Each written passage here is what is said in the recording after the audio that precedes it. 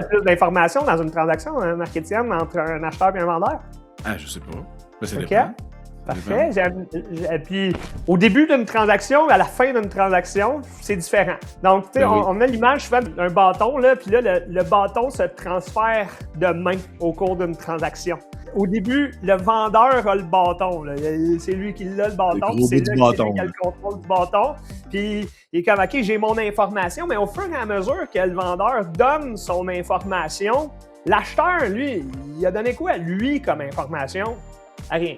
Ou à peu près rien. Pas grand-chose, en tout cas. T'sais, il a parlé de sa vision. Il a dit hey, « Moi, je vois ce business-là, puis avec la mienne, ça va être le fun. » Mais le bâton est rendu dans les mains de l'acheteur pas mal. C'est tout lui qui a l'information à la fin. Fait que, faut être conscient de ce jeu de rôle-là, puis des pouvoirs-là aussi qui se jouent. Puis pour un vendeur, c'est le temps de mettre les bases d'une bonne négociation, puis les bases de ce qui est acceptable pour lui, le temps qu'il a le bâton dans les mains. C'est important d'être conscient de cet élément-là dans une négociation. Le pouvoir de l'information. Exact.